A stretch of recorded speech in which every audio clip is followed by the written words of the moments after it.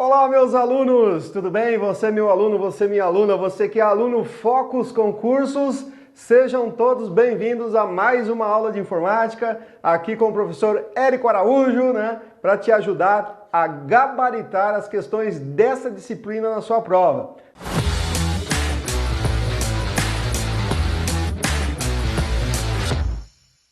Lembrando que informática cada vez mais presente aí nas provas de concursos públicos, cada vez com mais questões, cada vez com conteúdo mais elaborado e complexo, né? Você que não dava muita importância a essa disciplina, já mudou totalmente os seus conceitos, né? Você agora entende que se você não gabaritar informática na sua prova, a sua aprovação vai ficar um pouco mais distante. E ao contrário, a recíproca é a mesma, né? Se você gabaritar informática na sua prova, tenha certeza que você vai deixar muito concorrente para trás e muito longe de você, né? Você pode até ser aprovado se não gabaritar, mas quando você gabarita informática, seu nome fica lá no topo da lista de aprovados. Você não precisa esperar chamar a segunda turma, você não precisa esperar TAF, você não precisa esperar nada, você já vai ver seu nome lá no topo e aí sim partir para as outras fases, né? Então essa é a importância de gabaritar informática. E informática está vindo também com temas diferentes, temas novos, né? Para vocês concurseiros, obviamente, né? Então, alguns temas que até pouco tempo atrás não apareciam nas provas, agora começaram a ser recorrentes. Então vou dar um exemplo, Windows 10, né? Sistema operacional mais atual aí da Microsoft, o 7 foi descontinuado, então as bancas agora vão ter uma tendência muito grande, já estão tendo essa tendência de cobrar o Windows 10. Vão cobrar 7? Vão, por um bom tempo ainda, mas a tendência é que isso já comece a mudar ou comece a cobrar os dois sistemas juntos. Outra indicação forte das bancas, que é o tema da nossa aula de hoje, distribuição Linux Ubuntu. Aí você vai falar assim, professor, mas por que Ubuntu? Pessoal, porque o Ubuntu é uma das distribuições Linux mais agradável para os usuários, os usuários comuns, usuários domésticos, que é o caso de vocês. Quando forem trabalhar lá num órgão público e se depararem lá no seu computador, aquele computador que você vai trabalhar lá na sua mesa de trabalho, muito provavelmente terá uma distribuição Linux e será Ubuntu, porque, como eu acabei de falar, é uma das distribuições mais agradáveis aí para o usuário comum, usuário doméstico. Claro, temos muitas outras distribuições muito assim, dinâmicas, muito robustas, mas aí é para o pessoal da informática, para servidores e outros afins aí. Mas por isso que as bancas têm uma tendência muito grande de cobrar o Ubuntu, tá bom? E ela é muito parecida até nas suas interfaces, na sua parte visual, é muito parecida com o Windows, inclusive, né? Você que já deve estar estudando essa distribuição, você já sabe disso, beleza? Então, nessa aula de agora, você está me acompanhando, nós vamos fazer questões de distribuição Linux Ubuntu para a sua prova, tá bom? Muito bem, mas antes da gente começar, eu quero relembrar você, que acompanhe o Focus aí nas nossas redes, ok? Aqui no nosso canal do YouTube, você vai ter inúmeras aulas de informática com teoria, com questões, todas as aulas com material para você acompanhar. E claro, não são só aulas de informática, nós temos aula de todas as disciplinas com os melhores professores do Brasil. Então inscreva-se no nosso canal e acompanhe lá as nossas aulas, ok?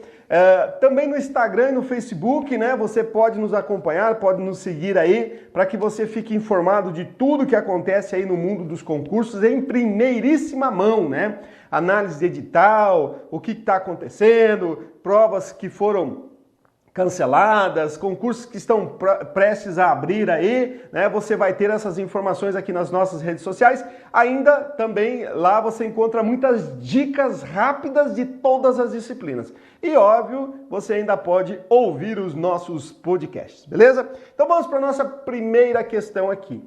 Olha só, sistemas operacionais como Windows 7, 8, 8.1, 10, Linux Ubuntu e Linux Ubuntu Server possuem formas para compartilhamento de arquivos, sendo que é possível compartilhar arquivos entre sistemas Linux e Windows, desde que o sistema Linux utilize um aplicativo chamado Samba. Então olha que interessante essa questão, né? Ele citou ali várias versões ali do Windows, versões do 7 até o 10 mais atual, e também citou ali ó, o Linux Ubuntu Server. O que é Linux Ubuntu Server? É a distribuição Linux Ubuntu para servidores. Ela é diferente dessa que você está estudando aí para sua prova. Talvez você esteja estudando a versão 18, 19, 20, né, ou versão 14, pode 16, mas é um intermediário. De 14 a 20, as versões Linux Ubuntu são as principais aí para você estudar para a sua prova. Você vai conseguir entender o que a gente está falando. E aqui, no enunciado da questão, ele diz o seguinte, né? Que entre computadores Windows e Linux, né, especificamente que o Ubuntu ele está falando, mas serve para várias distribuições, para você compartilhar arquivos, pastas, é possível fazer isso, mas para que isso aconteça, nós precisamos ter, né, aqui um aplicativo chamado Samba gerenciando isso. Certo ou errado? Certo, pode anotar aí como certo. Pessoal, como é que acontece isso para a sua prova, tá? Aprenda isso aqui de uma vez por todas, ó. Eu tenho lá um servidor Linux, com distribuições Linux, ok? Aí eu tenho um computador aqui, ó, que tenha Ubuntu. Ok? Aqui no meio, vamos colocar aqui que eu tenho um switch, né? Ok? E aqui eu tenho computadores com o Windows, ok? Vou botar o Windows 10 aqui, ó. Logicamente eu estou desenhando um computador só, mas se nós estamos num órgão público, serão vários computadores, né? E uma explicação interessante aqui, ó, que alunos já me fizeram, e falando o seguinte: professor, mas se o Ubuntu é tão bacana, tão legal, tão fácil, o usuário gosta, por que então, numa rede, num órgão público, não tem só Ubuntu? Por que vai ter Windows? Pessoal, é porque alguns aplicativos não rodam em distribuições Linux, e não só Ubuntu, nas outras também não. Então, muito provavelmente, com certeza, esses computadores Windows que existem nesses órgãos públicos é para que aplicativos que rodam só em Windows possam ser utilizados, entenderam? Então ainda há aplicativos que não rodam em distribuição Linux, então por isso que tem que ter essas duas máquinas. Isso é muito comum de acontecer, tá bom? Mas vamos aqui para a nossa questão então, por que ela está certa? Olha só, eu tenho aqui no meu Windows uma pasta, certo? Que está nesse computador de um usuário, e o usuário aqui do computador que está instalado a distribuição Ubuntu precisa acessar aquela pasta de alguma maneira, ok? Então, para que isso aconteça, não basta só que os computadores estejam ligados em rede, né, configurada a rede. Precisa que aqui no servidor Linux esteja instalado o nosso Samba. Ele é um aplicativo que usa o protocolo SMB, certo? E esse aplicativo é que vai fazer com que computadores com sistemas operacionais Windows e Linux possam interagir, trocar informações, compartilhar arquivos, compartilhar pastas e também compartilhar, aqui ele faz o compartilhamento de impressão também, tá? Então aqui, ó, por exemplo, eu tenho uma impressora que está ligada em rede aqui, ó, certo? Uma impressora de rede, né? Minha impressora aqui ficou parecendo uma panela, né? Mas é uma impressora, viu, pessoal? Então, para que os dois sistemas operacionais possam utilizar essa impressora aqui que está em rede, quem vai gerenciar isso também é esse aplicativo Samba. Lembrando que o software, né, o aplicativo Samba, que usa o protocolo SMB, deverá estar instalado no servidor Linux, ok? Tranquilo? Por isso que a nossa questão está corretíssima. Você que colocou certo aí, vá para o abraço, você acabou de ganhar mais um ponto aí na sua prova. Muito bem, próxima questão. Ubuntu é um sistema operacional desenvolvido para notebooks, desktops e servidores. Sabendo-se disso, podemos afirmar que o Linux Ubuntu é derivado da distribuição Debian. Olha só que pergunta interessante, pessoal. Então você que vai fazer prova, que está constando lá Linux, Ubuntu, preste atenção nisso aqui, porque esta questão ela está certa, tá bom? Então o que que acontece? Ó, nós temos uma coisa chamada kernel, certo? Então o que que é o kernel? O kernel é o núcleo do sistema operacional, é da onde começa tudo, tá? Então é o cérebro do sistema operacional. Então em prova sempre vai aparecer assim, um núcleo do sistema operacional, o cérebro do sistema operacional. O kernel é uma camada que está entre o hardware e o software, tá? Então ele vai fazer esse gerenciamento, vamos dizer assim. Estou explicando de uma maneira bem tranquila, bem simples, sem termos técnicos, para que você entenda o que é kernel. Então, para se começar um sistema operacional, se começa ele no kernel. A partir dele é que os programadores, os desenvolvedores vão começar um sistema operacional. E o Linux foi assim que começou, né? O Linux, na verdade, né? O projeto GNU Linux, ele é um kernel, ele é um núcleo do sistema operacional. Eu vou colocar de outra corzinha aqui, ó. Tá certo? Então ele é um kernel. Bom, aí nós temos o Linux, esse kernel, esse início, esse projeto que é chamado de Linux, né? Então é o kernel. Bom, a partir de então, né, como o projeto é software livre, né? Então, o que é um software livre? Não é que ele é grátis, né? Se cair em prova que software livre é grátis, tá errado, porque existem software livres pagos, tá? Então cuidado com essa pegadinha aí também. Então esse kernel, que é o Linux, né, um projeto, ele é software livre, ou seja, qualquer pessoa pode pegar ele e modificá-lo, né? Desde que, claro, saiba fazer isso. Então o que aconteceu? Começou-se então, a partir desse kernel do Linux, a se criar distribuições Linux, várias distribuições. Uma dessas distribuições, que é muito conhecida e muito utilizada, é o Debian, ok? Debian, uma distribuição Linux. Aí a galera que usa Linux gosta muito dessa distribuição, muito dinâmica e eficiente essa distribuição, né? E já bem antiga aí, né, em se falando de Linux, certo? Só que acontece que algumas distribuições elas não partiram do kernel original aqui do Linux, do projeto original, né? Elas partiram de outras distribuições já existentes. E um exemplo disso é o nosso Ubuntu, né? Então, o Ubuntu, ele é uma distribuição Linux derivada do Debian, certo? Então, se cair isso na sua prova, coloque lá certo. Ok? Bom, e ainda não é, nós temos algumas outras, né? Por exemplo, ó, uma distribuição que já não é mais utilizada, que era uma versão aí a brasileira, né? O Kurumin, muita gente utilizou. Eu até hoje em casa tenho um CD de instalação do Kurumin, muito bacana,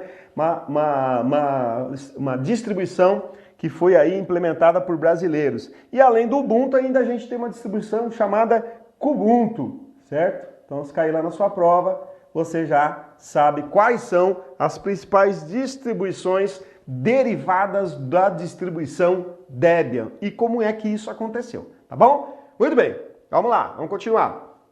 Próxima questão. O comando apt-get, apt-get, é utilizado para instalar, remover e atualizar programas em ambientes operacionais Linux, particularmente das distribuições derivadas do Debian, como o que eu citei agora há pouco, Kurumin, Ubuntu e Kubuntu, ok? Tá certo ou tá errado isso? Então aqui, pessoal, essa é uma questão que os usuários têm um pouquinho de dificuldade, porque trata de comandos das nossas distribuições Linux.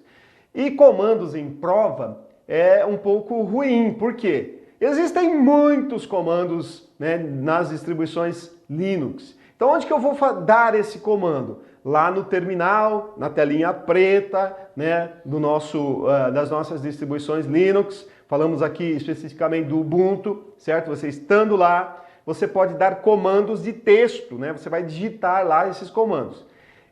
Esses comandos, eles são interpretados por um aplicativo chamado Shell. Então, quando você dá o comando apt-get, quem vai interpretar esse comando, né, quem vai executar esse comando, vai ser o Shell. E são muitos comandos. Então, o que você tem que fazer para a sua prova? Porque o examinador pode cobrar um comando que nunca caiu em prova nenhuma, né? Que só ele usa, nem a pessoa que usa Linux aí utiliza o comando que ele está cobrando lá na prova. Mas tem uma tendência entre as bancas de cobrar comandos mais simples, mais comum de usuários domésticos utilizarem, tá? Comandos mais fáceis, vamos dizer assim. Então, para você que é concurseiro e tem Linux na sua prova e tem Ubuntu na sua prova, faça uma relação dos principais comandos Linux, né, com uma breve descrição, pequena tem que ser, senão você não consegue gravar, e a decoreba, não adianta, tá? E aí vai de você, na sua prova, cair essa que você está estudando, tá? Não tem jeito, é assim e acabou, tá? Vida de concurseiro não é fácil mesmo, né? Mas uma dos comandos muito comuns aí de cair em provas é esse apt-get, tá? E essa questão aqui, ó, ela está certa, ok? Então esse comando, pessoal, quando digitado lá no nosso terminal, para que ele serve? Ele pode instalar um pacote de programas que você baixou, digamos assim, ó, eu tenho lá uma distribuição Linux e ela não tem o Firefox, por exemplo, um exemplo, tá? Não tem o Firefox. Então você baixa o pacote de instalação do Firefox, certo? E vai lá no nosso terminal e digita o comando apt-get para instalar esse programa, esse software, ok? Na sua prova não vai cair como é que isso acontece, tá? Ele vai cair o que o comando faz. Normalmente é isso, a maioria das provas, né, para carreiras tribunais, carreiras administrativas, carreiras policiais, cai assim. Não cai aprofundado, né, como é que o comando age lá no terminal. Cai o que ele faz, como aqui, tá? E esse comando apt-get, ele pode também remover um aplicativo. Eu não quero mais o Firefox. Para remover, eu vou usar o apt-get. E também para atualizar, né? Então, eu tenho o Firefox, ele está numa versão antiga, eu quero atualizar ele. Então eu baixo o atualizador e instalo pelo apt-get. Existem outras maneiras de se fazer isso, tá? Até na interface gráfica nós temos como fazer isso. Mas adivinha como é que vai cair na sua prova? Pelo terminal, né? Que é mais complexo um pouquinho, porque vai utilizar comandos, tá bom? Agora, olha só, pessoal, uma coisa importante aí na sua prova, né? Você veja que ele está dizendo que esse comando ele serve para instalar, remover e atualizar programas, né? Então, e ele está citando que esse comando ele é principalmente utilizado nas distribuições derivadas do Debian e citou exemplos ali. Agora, olha só, nós podemos utilizar esses comandos para outras distribuições. Então eu vou colocar aqui para vocês, para que você não caia em pegadinha caso apareça na sua prova. Então, por exemplo, o comando, ó, deixa eu colocar aqui, o comando URPMI, certo? Vou até colocar aqui, ó, yum, certo? Esses dois são os principais, tá? Que podem ali a banca tentar confundir você. Então, esse primeiro, o RPMI, ele também instala, remove, atualiza, né? Mas ele é utilizado na distribuição chamada Mandrake, que é uma distribuição Linux também, certo? E esse comando yum, né? Ele é utilizado para fazer as mesmas coisas que o apt-get, mas na distribuição Fedora. Tá? Então, por que eu estou escrevendo isso aqui? Porque em outras, como a gente tem muitas distribuições Linux, em outras distribuições também tem outros nomes. Mas esses três aqui são os mais comuns de aparecerem aí nas nossas provas. Então, se na sua prova cair lá que o comando URPMI instala, remove e atualiza programas nas distribuições derivadas do Debian, errado. Se o yum, né, YUM, cair lá na sua prova, que ele instala, remove e atualiza programas em ambientes das distribuições Debian, errado, tá? Então, às vezes pode confundir, porque às vezes você está estudando, você viu em algum lugar que esses dois comandos instalam, removem e atualizam programas. Mas tem que tomar cuidado por causa das distribuições. E a apt-get é de cara a que mais aparece nas provas aí, tá bom? Muito bem, próxima questão. Sobre a distribuição Linux Ubuntu, podemos afirmar que o comando ipconfig atribui endereços IP a uma placa de rede e os comandos ps e kill são comandos relacionados a processos. Olha só, pessoal, essa questão também ela é muito interessante porque ela tenta fazer uma pegadinha, né? Então, o que acontece? Falei já para vocês que você tem que fazer uma relação dos principais comandos que aparecem nas provas, deixar ali do ladinho do seu computador e estar sempre estudando, porque comando é decoreba, não tem jeito. E aí, o que acontece? Comandos para configuração, atribuição de endereços IPs de rede, cai muito nas provas. Comando kill cai muito nas provas. O comando ps cai muito nas provas. O ls cai muito nas provas. O cd cai muito nas provas, né? Então, tem vários comandos que caem muito. E aqui, o que o examinador fez? Ele utilizou 3 comandos, certo? Sendo que um está errado. E aí, no calor da prova, e por causa do nome do comando, você acaba errando a questão colocando que está certa. Então, por isso que quando cair questões na sua prova que tiver mais de um comando, olha uma dica aqui para você. Quando cair questões em prova que tiver mais de um comando, principalmente 3, fique esperto que aí tem coisa. Acenda uma luz vermelha. Quer dizer que a questão está sempre errada? Não, não está. Mas você acenda uma luz vermelha e fala, opa, o coração peludo do examinador quer me pegar numa pegadinha. E não vai. E aí o que você vem na sua prova e faz isso aqui. Bom, eu tenho o comando ipconfig, o ps e o kill. E está errado. Por quê? Não é ipconfig nas distribuições Linux, é ifconfig. Olha que facinho para você confundir na sua prova. Tá? Então, para atribuir endereços IPs a uma placa de rede em distribuições Linux Ubuntu é ifconfig. Ipconfig é em Windows. Ok? Tranquilo? Então, por isso que você tem que tomar muito cuidado, certo? E aí, pessoal, esses comandos ps e kill, né, estão certos. O comando ps mostra os processos que estão sendo executados. Deixa eu até escrever aqui para você anotar aí no seu bizuzeiro aí, se você ainda não tem, né? ps, o que ele faz, né? Ele mostra, os processos, ok? Que estão sendo executados no momento. Que estão sendo executados. No momento, né? É a mesma coisa de você dar um Ctrl Alt Del e ir lá no nosso gerenciador de tarefas, né? Você não vê os processos lá? O PS é a mesma ideia, mostra os processos que estão executados no momento. E o comando kill, certo? O que ele faz, né? Ele serve para terminar um processo, encerrar um processo. E muitas vezes aí nas nossas provas, pessoal, aparece, vou até colocar entre aspas aqui, ó, para matar um processo, né?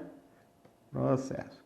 Mesma coisa do Ctrl Alt Del. Você está lá fazendo alguma coisa, travou lá o PowerPoint travou.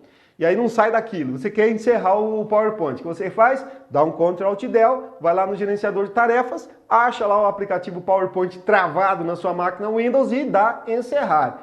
No nosso Linux a gente pode usar um comando. Que comando é esse? Kill. Muitas vezes aparece matar um processo. E o PS mostra os processos que estão executados no momento. E não se esqueça que para verificar lá as configurações, atribuir endereços IP de uma placa de rede no Linux Ubuntu é ifconfig, tá bom? Por isso que a nossa questão está errada. Muito bem. De acordo com o FHS, e isso aqui é uma entidade, fica tranquilo, não vai cair na sua prova, o examinador fez isso porque ele é chato e ele falou assim, vou confundir essa turma. Ele disse o seguinte, ó, de acordo com o FHS, na distribuição Linux Ubuntu, o diretório /média deve alocar pontos de montagem de dispositivos removíveis, tá? Então aqui, pessoal, nós estamos falando de diretórios, né, dos nossos diretórios lá das nossas distribuições Linux.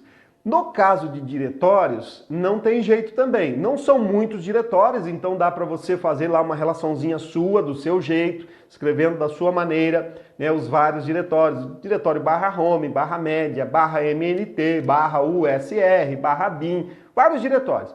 Você tem que fazer essa relaçãozinha e, adivinha, decorar. Não tem jeito, tá? Essa é para você que é um usuário que está estudando distribuição Linux Ubuntu somente para a prova que você quer fazer, você tem que decorar. Depois, se você for utilizar isso muito lá no seu ambiente de trabalho, ou você vai se tornar um profissional de informática, aí você tem que saber isso na sua essência, na parte técnica e tudo mais, tá bom? E aqui ele está perguntando se esse diretório, né, ele aloca pontos de montagem de dispositivos removíveis.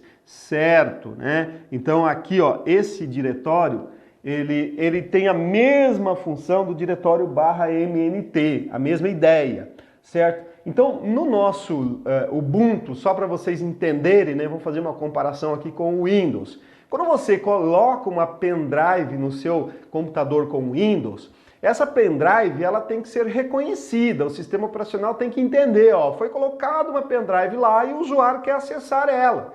Então, quando você coloca ali na área de notificação, perto do seu reloginho do Windows ali, mostra que ele está identificando a pendrive. Beleza, identificou, aparece lá no seu Windows Explorer ou no explorador de arquivos, e você começa a utilizar. Quando você termina no Windows, o que você deve fazer? Né? A maioria não faz, a maioria mesmo com um arquivo da pendrive aberto, ele vai lá e tá, saca a pendrive. Não é o correto, você pode estragar a sua pendrive, você pode corromper um arquivo lá na sua pendrive, que é mais grave, né? Perder um arquivo importante. Então o que acontece? Quando você quer retirar a sua pendrive no sistema operacional Windows, você clica ali na área de notificação, botão direito do mouse, vai lá e ejetar a pendrive. Então o sistema diz, ó, pode retirar o seu dispositivo com segurança, ok? Nas distribuições Linux é a mesma ideia, ele tem que reconhecer e depois tem que, né, tirar aquela pendrive dali. Só que aqui usa-se o termo montar o dispositivo e desmontar o dispositivo. Então tudo que você conectar no seu computador de dispositivos removíveis, pendrives, né, cartão de memória, HD externo e mesmo HD interno, CD, CD-ROM, DVD, não importa. O seu sistema operacional Ubuntu, ele vai montar esse dispositivo para que você possa utilizá-lo e na hora que você retirar, ele vai desmontá-lo. E isso é feito, né, aqui no nosso diretório barra média. Então o que ele vai fazer? Ele vai montar os pontos, né, ele monta os pontos de montagem dos dispositivos removíveis, né, e ele possui também a instalação desses dispositivos, tá bom? Então está correto a nossa questão. Muito bem, próxima questão. Na distribuição Linux Ubuntu, os diretórios são especificados por uma barra invertida. Para entrar no diretório barra home, né, aqui está no diretório home, por exemplo, é suficiente digitar como root, né, o barra home. Olha que questão. Pessoal, essa questão aqui é uma pegadinha antiga, já caiu isso em muitos concursos.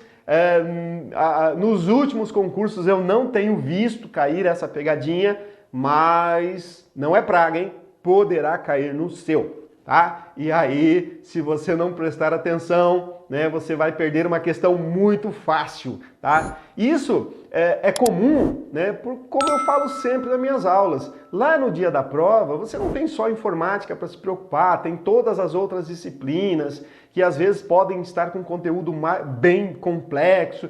Provavelmente na sua prova tem uma redação que o tema também está te deixando nervoso, o tempo está passando, você não respondeu todas as questões ainda tem que passar para o gabarito, aí você chega nessa questão facinha e você vai lá, coloca certo e a questão está errada. E olha só que sacanagem, pessoal. Vou até colocar aqui com a minha marca-texto. Ele está dizendo que o diretório no Linux, Ubuntu, ele é uma barra invertida. E que para eu entrar no diretório home, lá, né, como root, eu digito cd barra home. Por que está errado? Um fato muito simples, que a barra não é invertida. A barra é assim, ó. Então a barra aqui no nosso Linux, né, ela é o diretório raiz, ok? Então, para entrar no diretório /home, ele vai digitar cd/home.